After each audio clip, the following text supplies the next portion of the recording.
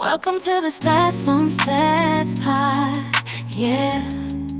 William, how are you? I'm good. A little tired. Been a very, very busy week, but good nonetheless. Can't complain. How about you guys? Where you been? You were at the club last night? No.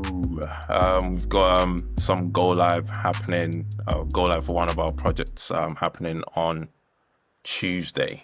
Because Monday for us is a bank holiday, just a national holiday, so we're not working. So I had to get a lot of work done last night, so I can actually spend the weekend doing nothing instead of working. So yeah, just more work really. But I wish I was at the club. I would. In the club, we all fam.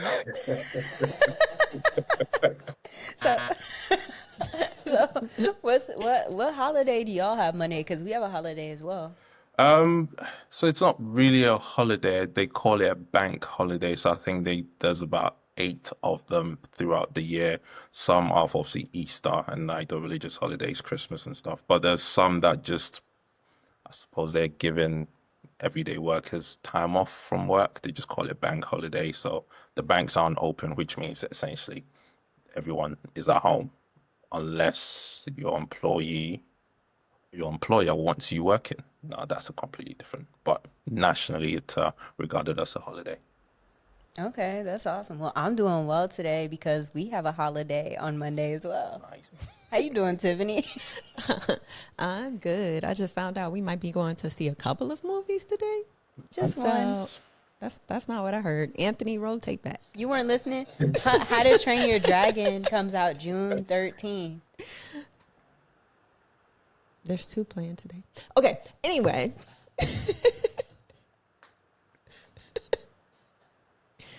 You want me to ask him the question? No, I got it. So do you know what's about to happen before we hit the hard-hitting questions? Something about music, if I'm guessing correctly. Yes, sirski. Yes, sirski. Okay, so we're going to be playing That's My Jam 90s R&B edition.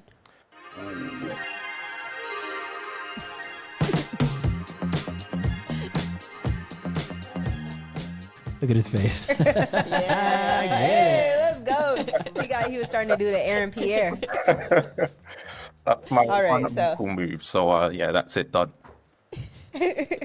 All right, so here are the rules. We're going to play 4 covers of songs. You have to guess either the name of the song or the name of the artist, and you have 2 guesses. If you're able to guess both, that's a flex, but the points are still the same. Are you ready? No, but here it goes. What kind of music do you listen to? Funny thing is I listen to everything, but maybe not as much as old school R&B as I should. So I'll give you my best shot. You got a Central C playlist? That is a good one. It is in the rotation. Yes, it is in the rotation. Yes, it is. All right, so let's get going. Anthony, song number 1. Didn't you dig the way I rubbed your back, girl?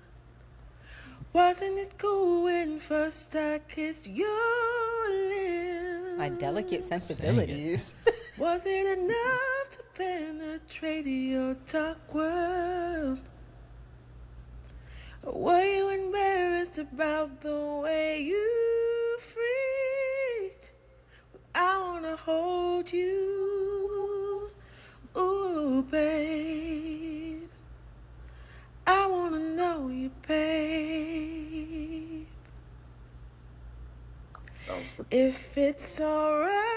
Oh, okay. There was more. Oh.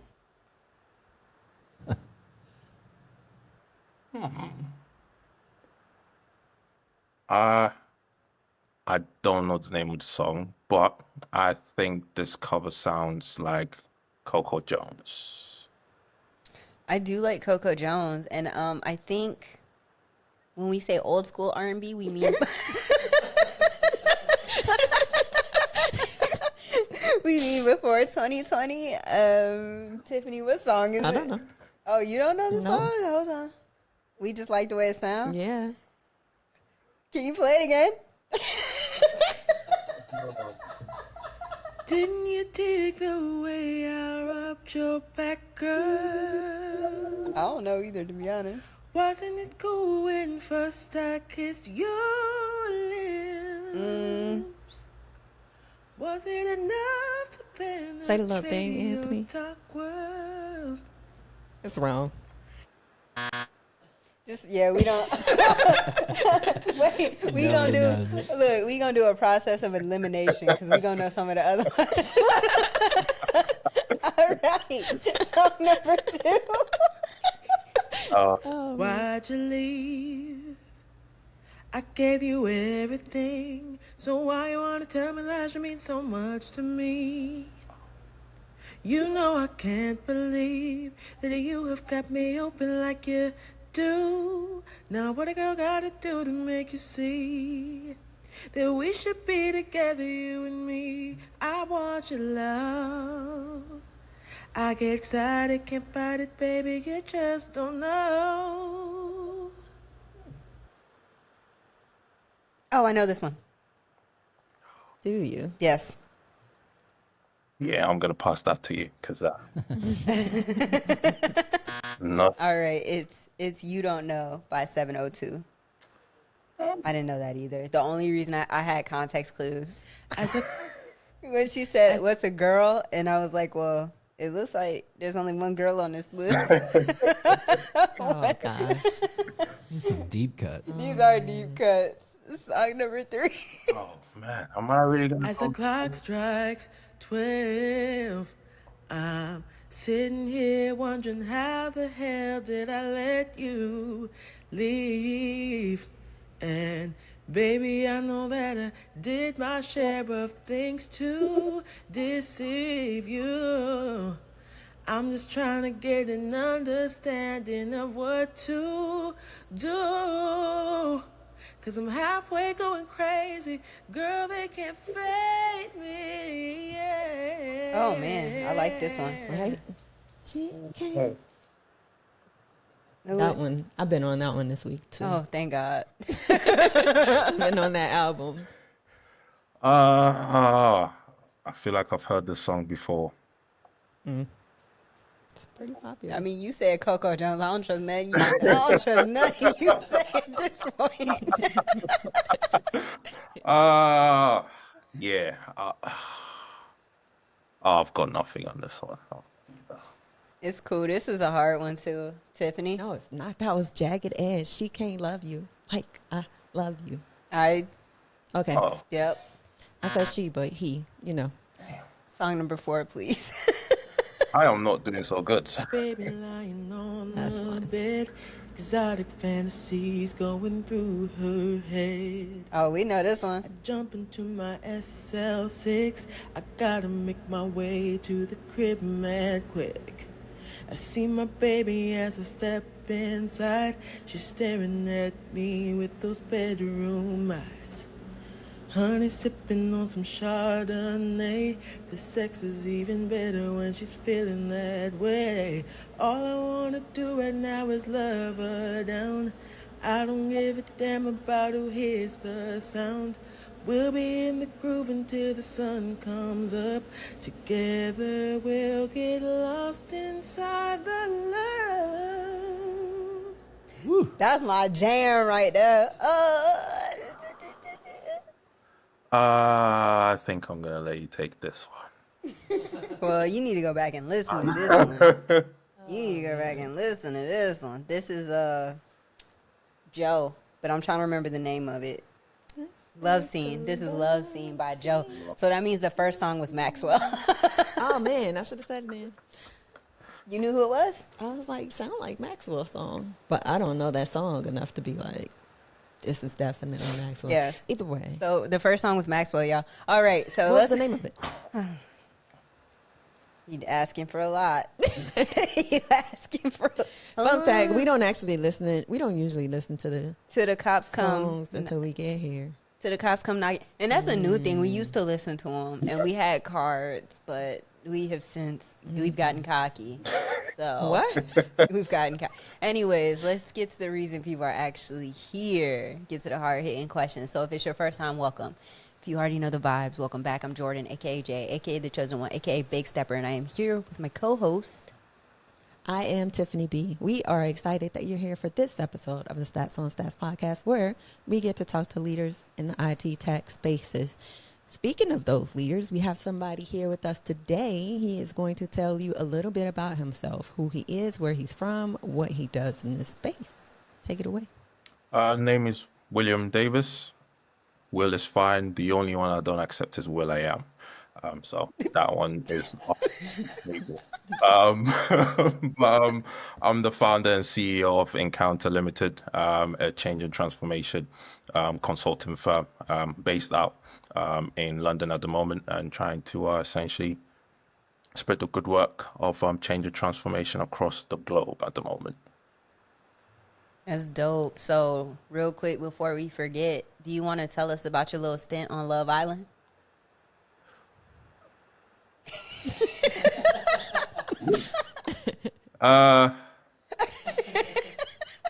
Well, it never happened because I was like, no, I'm not putting my business out there like that. But yes, I was approached to potentially do that, and I thought, yeah, it's all great, but yeah, everyone's gonna be in my business, and I kind of didn't like that, so I kind of declined it. But I don't know how you guys knew that.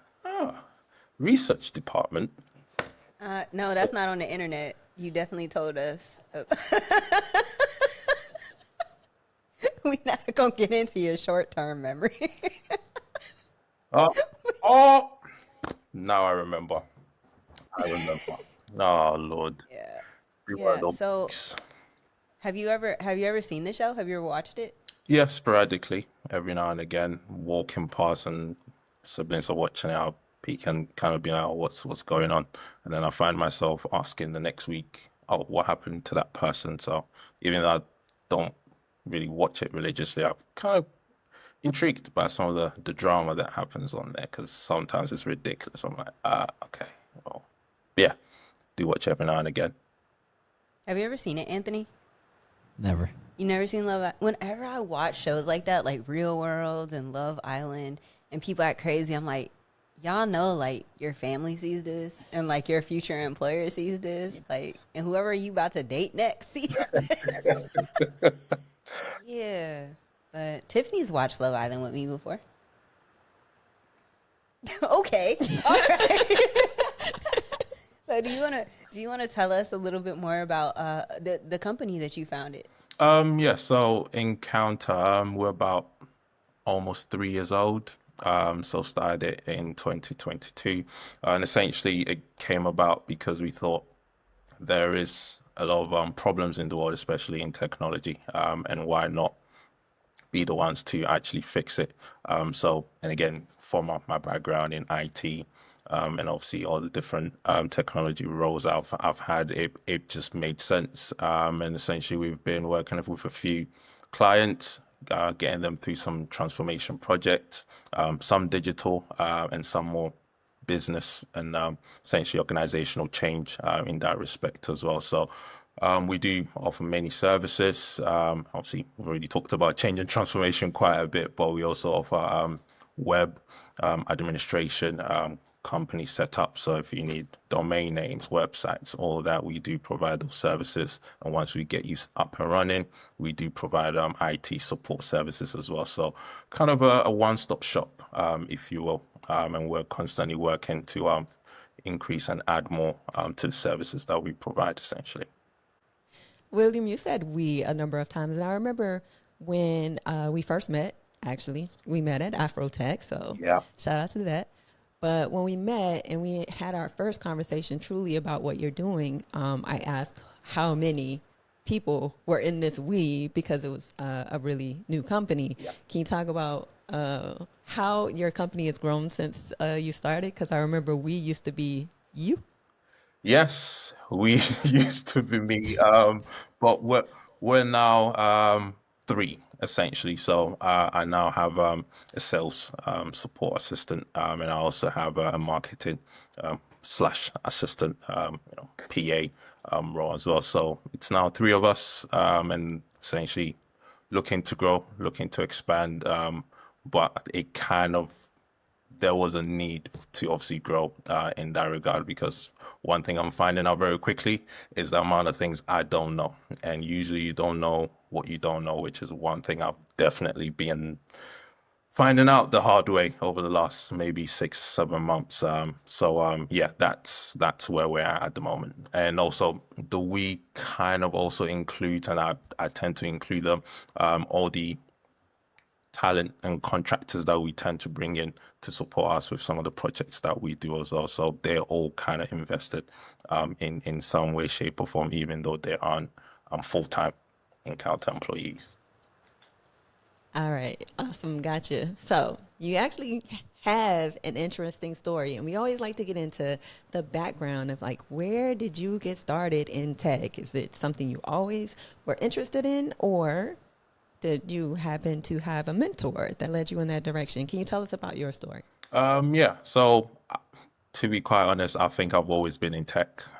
So it started, but actually the turning point, or the very beginning of that, was I was in sixth form, or so I just finished year 11, so essentially junior high, going into senior high, and essentially needed to pick what courses or which subjects I wanted to kind of major in. And I loved sports, so I picked sports or physical education, which is what we called it, and then IT or ICT at the time, and that's where that started. But it made sense because I've always kind of had a knack for problem solving. I would always break up my toys wherever it was. I'll try and break it apart, put it back together, and it felt as if I could do that in ICT. So that's kind of where it started. Then obviously progressed to me studying computer science at university, and then straight into my first IT role after that. So I've kind of been fortunate that I've always been in IT essentially. You going to Afrotech this year? Yes, I am. Yes, I am. And I'm looking to maybe not be the only person going. See if I can get one of the team with me, just to kind of get them to see, what's out there, kind of broaden the horizon a little bit, and kind of just give them a different experience as well. But I am looking forward to it. Back-to-back years in Houston, so I wonder what that's going to be like. Yeah, right on. So, do you mind telling us about the time you spent with Tom Brady on the Patriots when you were? So yes, I used to be, yes, I used to be a professional football player, or American football as we call it in the UK. So I've been playing American football since I was 18. I actually started quite young, and funny story, I didn't know it existed in the UK. So I only knew about basketball because that's what I played growing up. But how I discovered this American football, or even American football as a sport to begin with, I'd usually watch basketball games, NCAA games on Saturday weekends. That's literally all I used to do. I was obsessed with basketball. It was my true first love. And on this particular day, went in, trying to watch some games, and there was no basketball. And the first thing I saw on this channel was someone running straight into another person.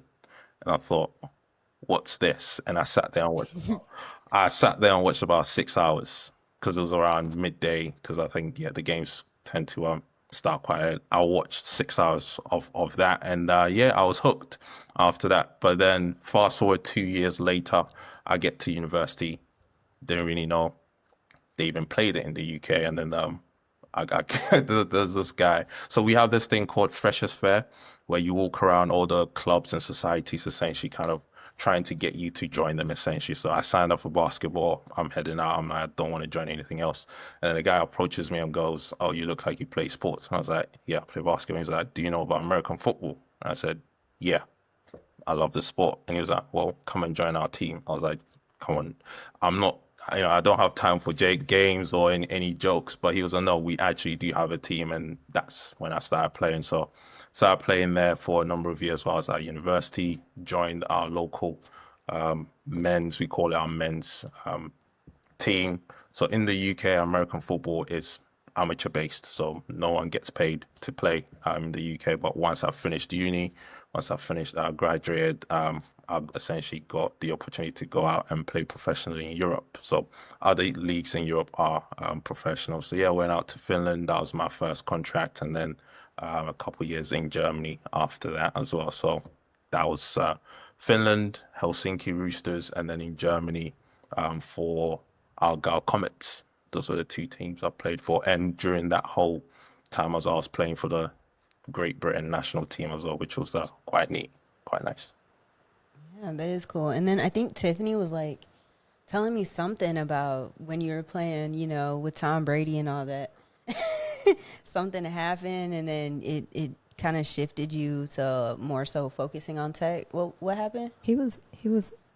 He'll tell the story. All right. I was just like, I don't remember what happened. So what?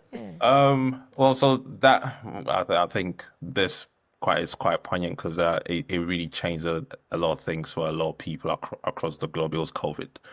So 2020, I was actually scouted for the CFL. So just prepping January, February training just for the CFL draft, and March comes around. It's COVID, the whole world is locked down, and that season essentially got cancelled.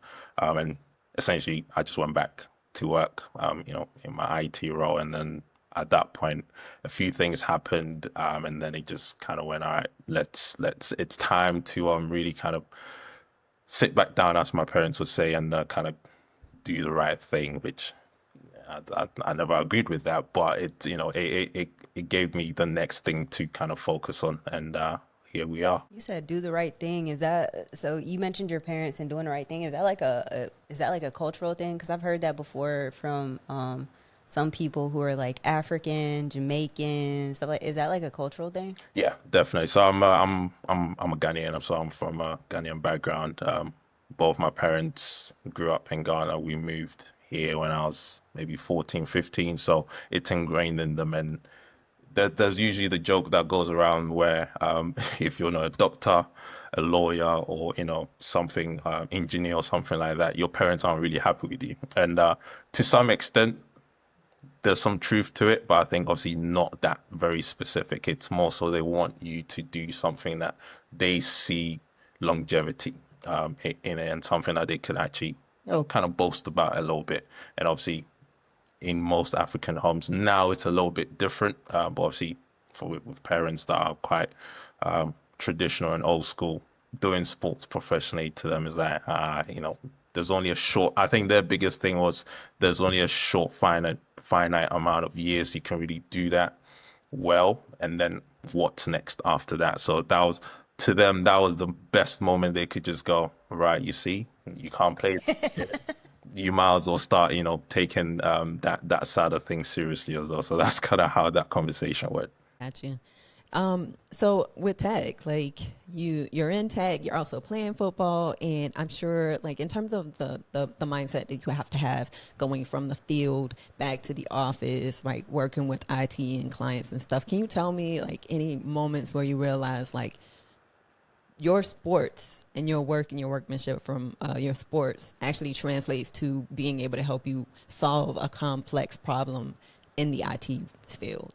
Yeah, absolutely. I think the one thing that I always say, and I've been fortunate to kind of experience this, it's two main things. The first is in sports, you're taught to never give up, and you're taught to give, your very best. And naturally, you always want to be the best player on the field, no matter what sport you're playing. Well, that's if you love it, enough, and you actually want to give it your all. So I think that naturally kind of translates when in the IT field, because you're definitely faced with a lot of complex, situations or problems, or just things that you could just go, that's not my problem, or you could kind of push it away. So that definitely does translate. And I think the other bit that is I think it's a little underrated, is being a team player. So sports, especially for mine, you have to be a team player. Obviously, 1 out of the 11 on the field, and we all have to work, together to get to the goal.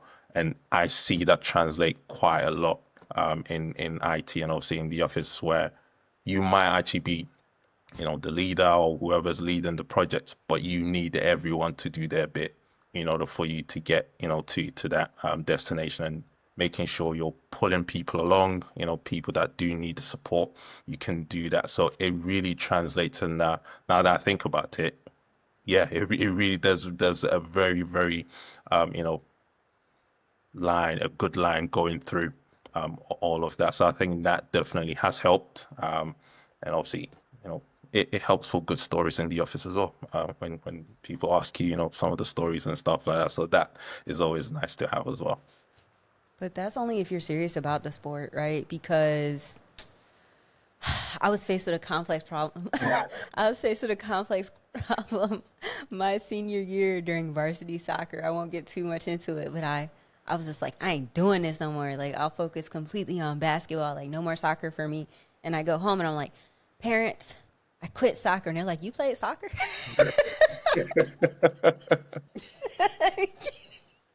When did you start doing that? Yeah, so. Okay, so can you tell us about, for you, you've already talked about seeing a problem, seeing a gap that you wanted to be able to help with transformation for organizations. Can you talk about what was going through your mind that made you realize, like, this needs to exist? Like, yeah, I think there's a few moments that I think kind of brought me to that point. And I think the first one was the realization of, I'm good at this. And that there's a moment where you realize, okay, I've had that, I've done that, I'm actually quite good at this. Now, there's still obviously a lot of learning to do, but from where I was in that time, I am quite good at what I do.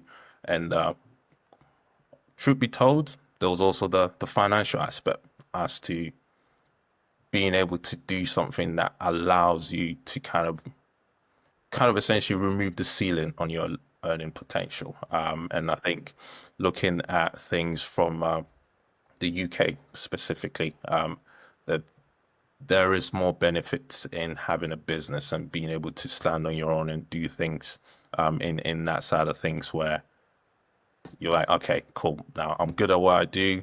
That's a great route to take.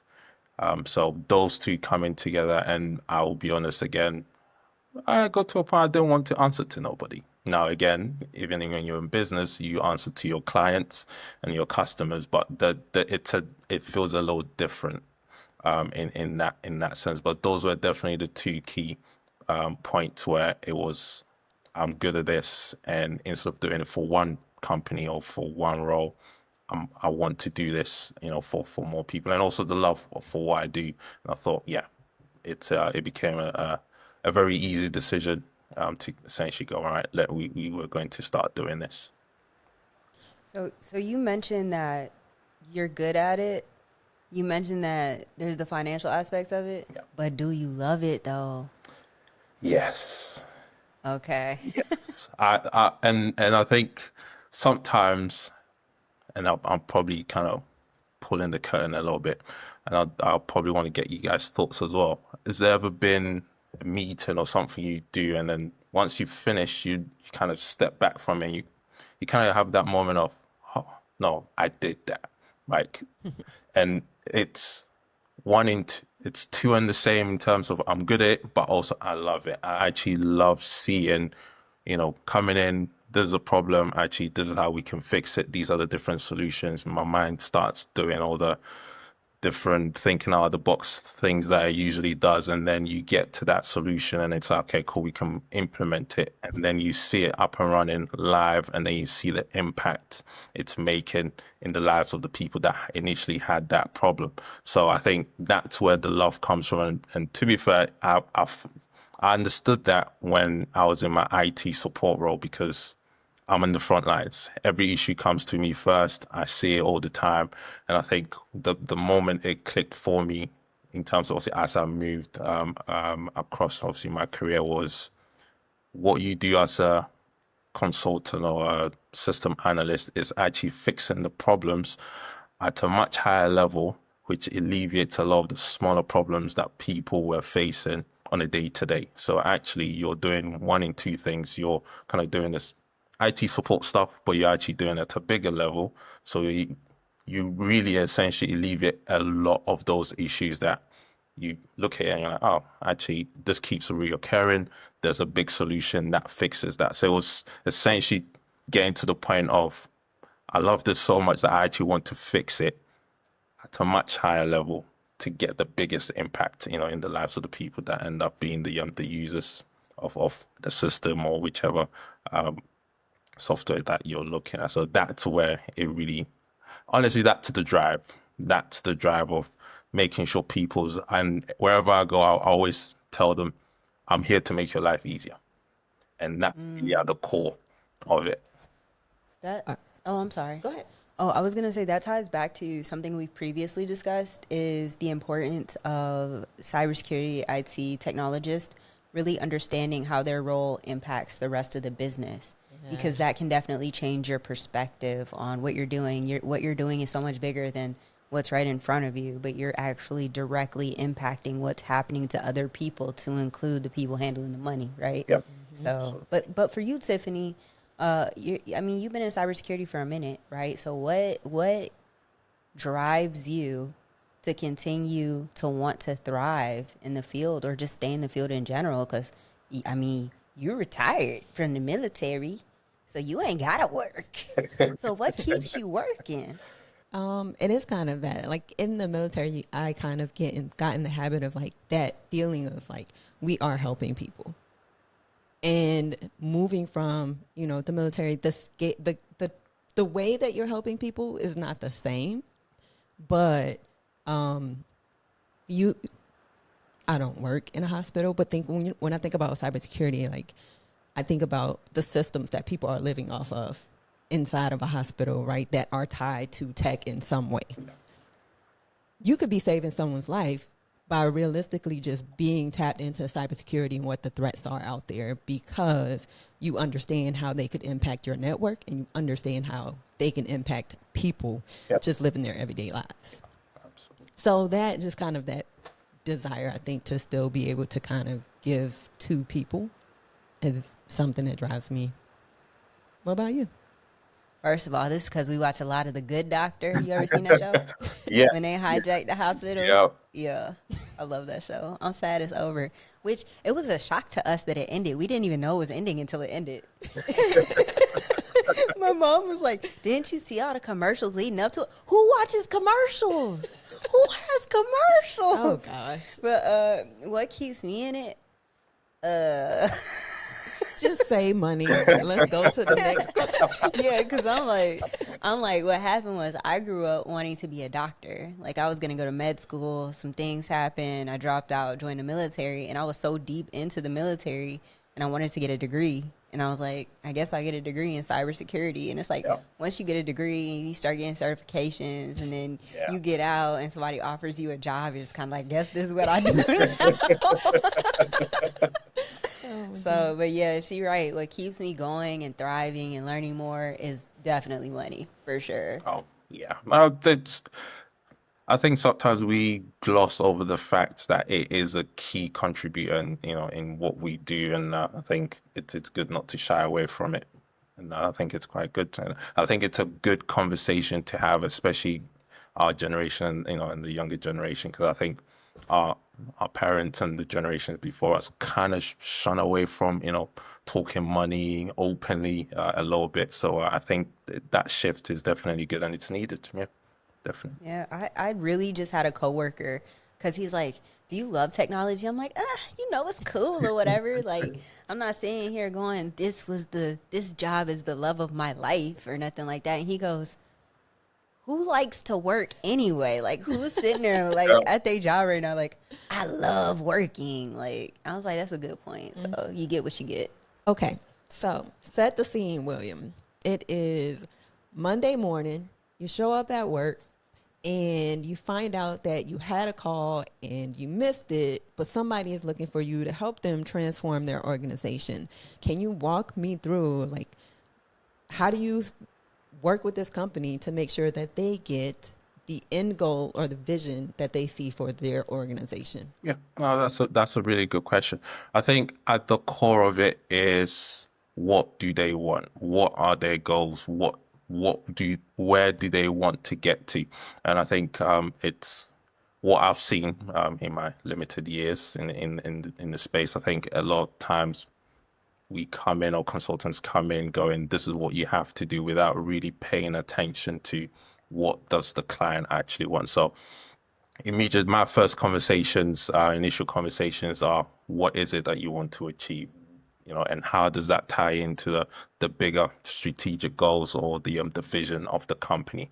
And essentially, by get an understanding of that, it actually makes it a lot easier when you're actually having those detailed conversations. Actually, this isn't going to get you there, although it's nice and shiny, and it will probably, make everyone, everyone will be quite happy about it, but it won't get you there. So that's where it starts, understanding, at the core, where do they want to get to? And then once we have that understanding and how important it is to them, that's when the second and third conversations are usually around getting a little bit more of a breakdown. So usually we look at, getting some discovery sessions together. And what I tend to do, or what we tend to do, is we will speak with, the C-suite, the leaders, or SLT as we call it, to get a sense, general sense. But what we really want to do is actually to then speak with the people on the front lines, because SLT might know what the problem is, but actually they do not have that emotional attachment to that problem. They don't feel it every single day. But the people that are on the front lines doing it every single day, we want to speak to them, because the reason we do that is because, yes, you want to get the business to transform, but as part of transforming is the change itself. You need to get people to move along with that change. So if I can understand, actually, this is the emotional connection you have with this problem, it gives you, gives you more gray hairs, or whatever it is that relationship is with that problem. I now know how I can take you along on that transformation, and how I can take you along on that change when we actually get to building, when we actually get to testing, when we actually get to implementing those changes. So that's why we do that. And then once we've kind of had those conversations, it sets the foundation for us to really understand, right, this is the big problem, this is the main goal, and actually this is how, with those individual bricks or those individual pain points, we can fix those. And then it keeps stacking up, and then naturally we then progress. And then before you know it, we've actually reached those, goals and visions that you were trying to, do so at the very beginning. So we kind of start from the end, work our way back, and then work back towards that goal in the end. Do you provide tools or anything for, like, what does Incountr bring into an organization as you're making these transformations? So we bring, I don't want to say everything because I might have a certain... Yeah, obviously. Yeah, but I think the core of what we bring is a connection. So I'll give an example. One of our first clients, actually, that we worked with, they essentially were looking to go doing a digital transformation, go from a really old system sitting in the in the back of a warehouse somewhere on an Oracle server, to bringing it into the cloud, essentially making it digital and adding a few more capabilities to it. And they brought in a software development firm, to start building this new software, and then even build an app that sits on top of that. Where we came in was actually, there was a disconnect between where they were and where they were trying to get to. So what we did was actually understand where the business is at the moment. What are your processes day to day? This is that team. So we have the membership team, or we have finance. What is their day to day, and what's their interaction with this system at the moment? Now, once we have all of that drawn out, essentially process map it, we then find those pain points. And then what we tend to do is we find those efficiencies in those pain points. So we solve it, have those efficiencies actually implemented in it. And then when we hand that over to this development company, they're actually building something new, but actually new with the efficiencies. Because what we found out, and it happens a lot, is a lot of transformation projects tend to fail because businesses are actually building something new, but with the same problems that they had before. So where we essentially the benefit of bringing Incountr in is we actually connect the gaps between where you're at the moment and where you ideally want to do. And in doing so, we provide those process maps. So we give you what you currently have and what the new ideal process maps would be.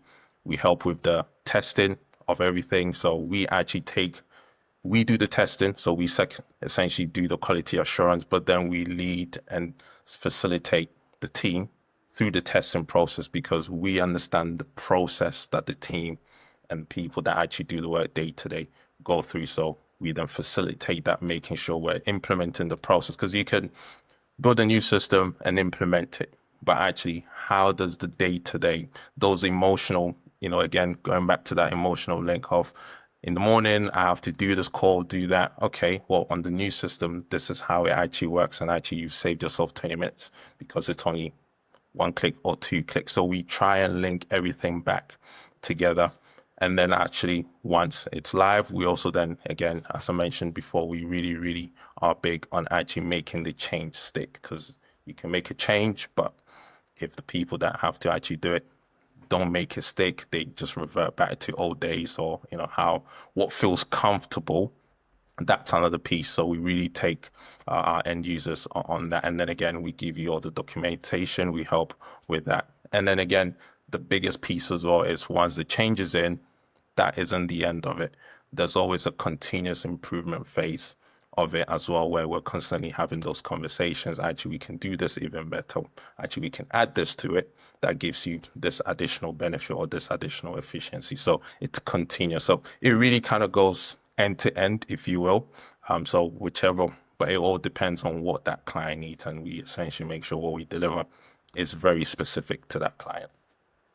I actually immediately, when you said kind of like digital transformation and going into organizations and essentially making them a little bit more efficient, kind of updating what they're doing. Yeah. Do you get any pushback? And I ask that because obviously people are sometimes hesitant about transitioning to something new. But when I think about transitioning to something new as well, like if it's new, but you're keeping kind of like the same staff from a training perspective as well. Yes. So like, do you get any pushback, and specifically like what does that pushback kind of look like? Yeah, I think I genuinely believe if you're not getting pushback, then you're not actually making a change, because there's nothing's changing, nothing feels, new, nothing. It essentially, you want them to feel a little uncomfortable. Now, that might sound bad, but actually it's a good thing, because that means you're doing something different out of the norm. And you usually see the pushback in 2 or 3 places. One, at the very high level, at the SLT level, as to, I don't think this is important, or why must we go through a whole 3 to 6 month period of something new? Well, what we have is working, it's okay, it's not great, but we can kind of get along. But again, for that, it's more around getting them to see the end. So what is the benefit of actually going through this 3 to 6 month period? So that's one of the pushbacks we get. And then obviously the biggest ones we get is really and truly when you actually sat down with the people that are on the front lines, the day-to-day users of, but we don't do it this way, or we do it this way because we have to do this and we have to do that, kind of giving reasons that came into play maybe 5 years ago or 10 years ago, and that's how it's been done since. And it's like, okay, well, you're 5-10 years removed from it. Actually, you don't need to do it that way. And and I think over the years, what I've realized the best way of kind of getting that pushback over the hump, or essentially getting them to buy in, is actually painting a picture for them. So I love using analogies a lot. And what ends up happening is when you explain, okay, so instead of doing it this way, doing it that way, and because you did it that way, you actually paint a picture for them so they can actually live in it. As to when you're saying, oh, you do this and you do, or even if you show a process map, a lot of people saying this in the nights don't know what it means or how it relates to them. So if you're showing me something and I don't know how it relates to me, I'm not going to buy it. And half of the time, I'm probably not going to listen. But using an analogy of kind of walking them through, usually you would call this person, you would click here, you download this and then upload it. Actually, when you wake up in the morning, you log in, you go here, you click that, and that does all these steps that you're not seeing, that to your mind feels weird or feels off because that's what you do every single day. Actually, it's happening in the background and you still get the same result, or you even get better results as well. So those pushback, I think, are critical. It's needed, and I always ask for it, because there's a lot of times you talk about things and everyone's like, yeah, that's okay. And you're like, no, kind of push back because I know there's something there, but obviously usually in a group setting or even individually, people tend not to want to push that. But yes, pushback is absolutely important. But yeah, there's ways around, and it's usually about making the connection between where they are at the moment and then kind of showing them the vision of where they're going to, because a lot of times people can't see it because they can't see it. So you kind of have to bring it to life a little bit for them. Yeah, I have a question for Tiffany, and then I'm going to shut up, I promise. So, Tiffany, here's my question for you, because you work with quite a few tools, right? And you have over the span of X amount of years. From your perspective, because you're an end user, essentially, right? You're an end user. So something I was thinking about as he was speaking, what would you think about like being in a situation where, they're like, oh, your organization's like, we're thinking about transitioning off this tool. What would you think about if a vendor, before you even transition, right, because they have to wait for your license to expire and all that stuff, if they're like, before you even transition onto this tool, we'll give you training? Like, what are your thoughts? And I say that because oftentimes what happens is a vendor, they'll pitch themselves. I know your license is about to run out, and it's always about money, right? Yeah. Oh, we're going to be cheaper. You're going to be more efficient, this and this and this. And then after you commit to us, you can spend like $2,000 on this training. Yeah. I almost feel like, me personally, if you're a vendor and you're trying to sell yourself, be like, I know you're not used to this tool and it's going to be a big change for you. So here's some training beforehand. Like, what are your thoughts about that?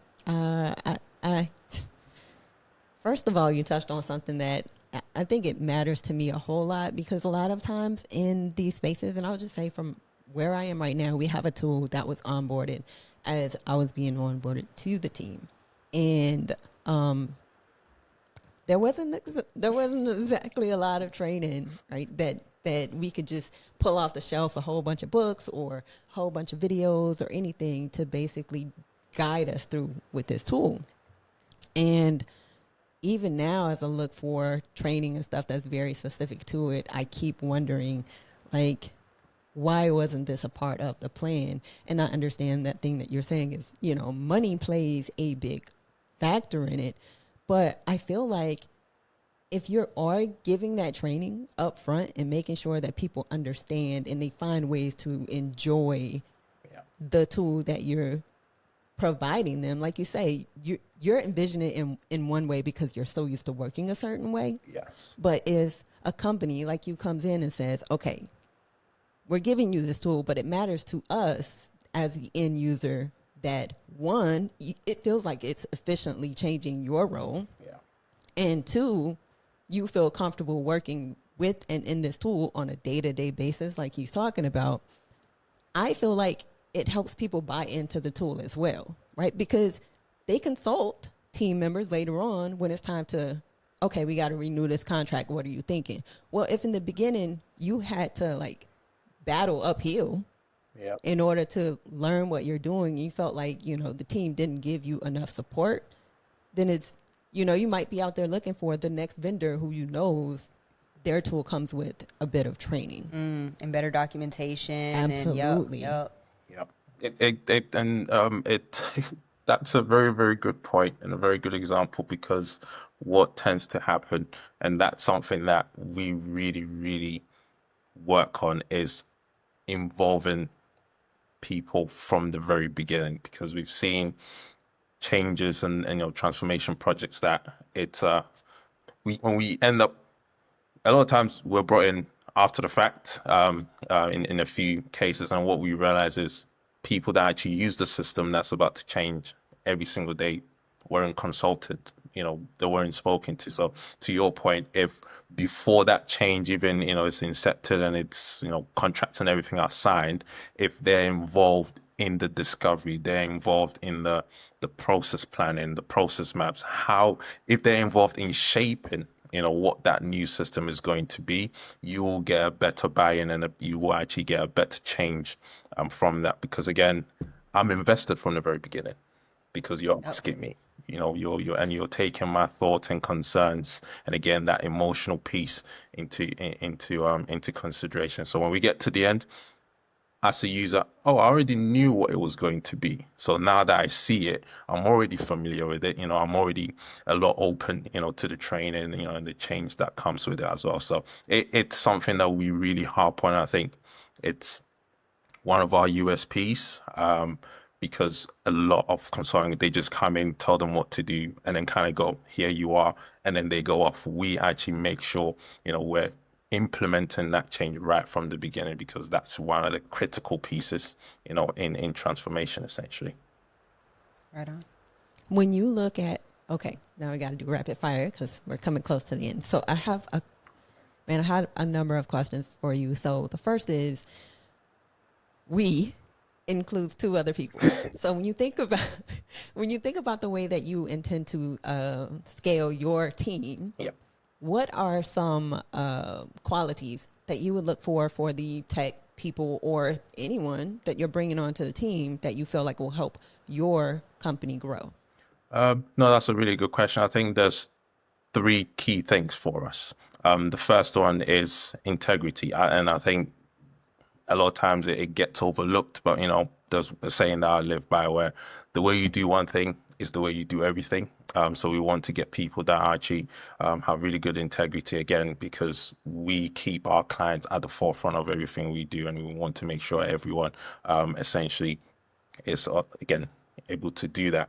The second one is you have to be someone that thinks outside the box, a little orthodox in some sense, because what we do requires that a lot of the times, because it's very easy for you to go, okay, this could be done that way, that could be done that way, but a lot of the really brilliant solutions tend to come out of thin air, tends to come in unorthodox ways. And I think the final one, I think, would be just,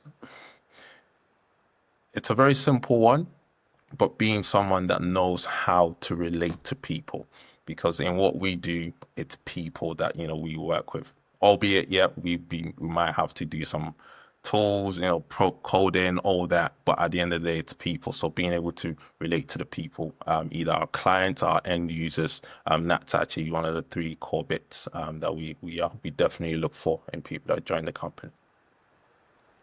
When you think back to the time when you decided this job, or this company rather, needs to exist, what do you feel like from your past helped you to really take that leap and say, I know it needs to exist and it needs to happen for others, but also I'm the one that needs to do this, and this is why?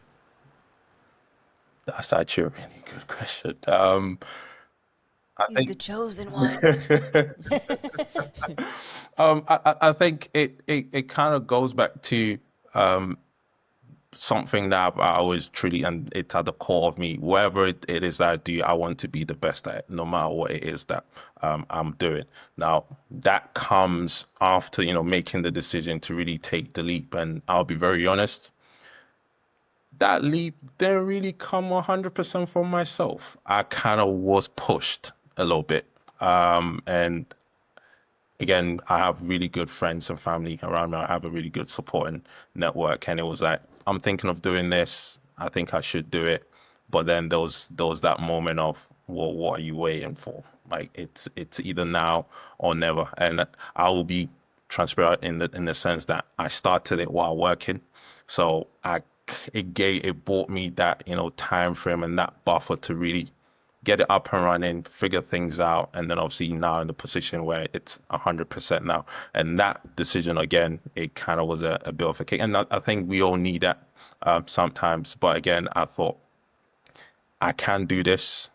Again, kind of going back to the sense of I am really good at this. I have to learn a lot more, and again, be able to do and deliver bigger and better projects. But I can do this, and I know once I take that leap, once I'm actually in there, I am going to, be the best version of myself, and I'm going to give it everything it needs. And that made it a lot easier. If it was something like, all right, I want to do it, try it, just dip my, but no, it's something I knew once I start something, I want to be the best at it. So it made it easier. Once I finally did the jump, it was all right, okay, cool, let's get to work, essentially. So taking that, because you said you didn't jump, essentially, some things happened and you were pushed. Yeah. Now, when you think back to people who work with you in IT support and other, I think it's business, as a business analyst, Yeah. prior to this, if they came to you and said, okay, I'm thinking about making that leap to be an entrepreneur, but what would you give them in terms of encouragement or in terms of like resources from what you've learned over this change? I think the biggest thing would be a plan, to actually sit down and then think of what exactly it is that you want to do, and how you want to do it, but a plan in terms of timeline. And I think what I would recommend, and again, everyone kind of has their way of doing it. What I would recommend is start while you have, that stable job that you're currently in, because it gives you a level of not comfort, but it gives you a buffer. You've started this, you're going to work on it, but it isn't all hell breaking loose. This is not the be all end all. So it buys you that time to really figure it out. And a really good example, it's 9 to 5 and then 6 to 9. So use that 6 to 9 to work on that.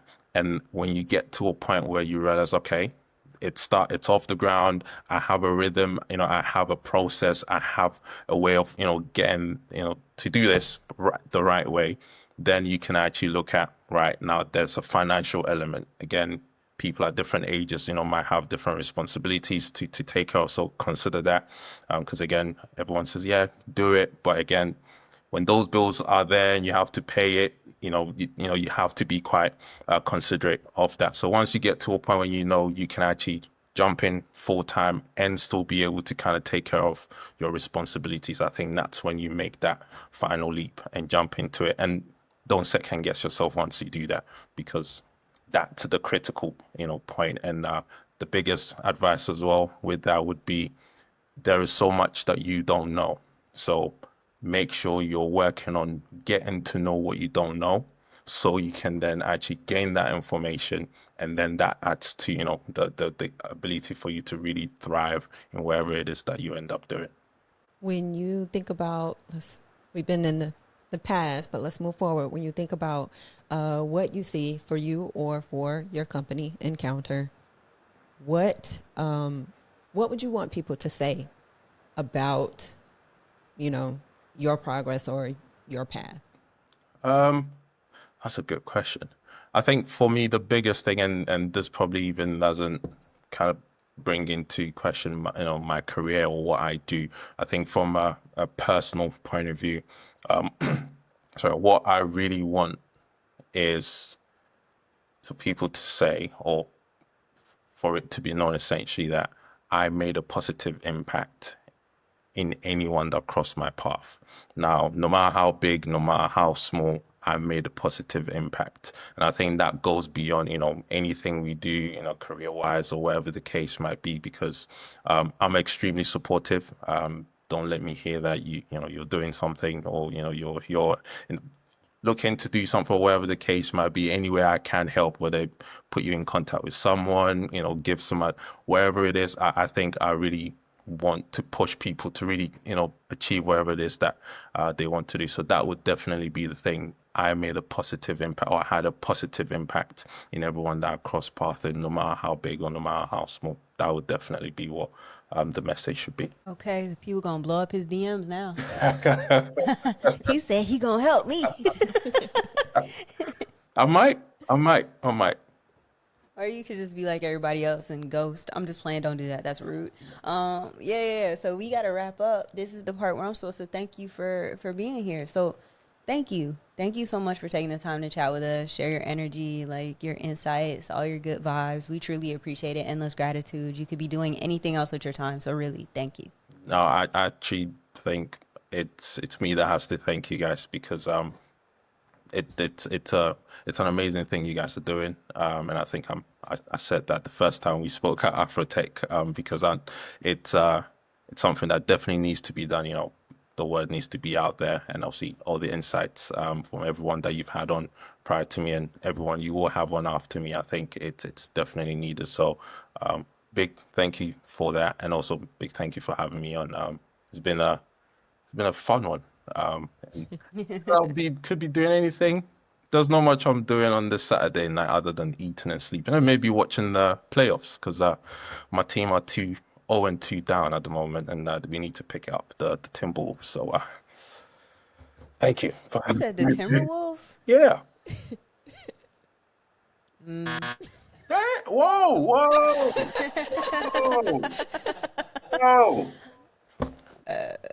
I'm just playing. See, I stopped watching basketball. So here's what happened. I'm a Hornets fan, so I stopped watching. Yeah, I just was like, this season is a wash. I'll start again next year. So I'm just playing. I love me some Anthony Edwards. That's a good basketball player right there. Absolutely. But thank you. Really appreciate the time.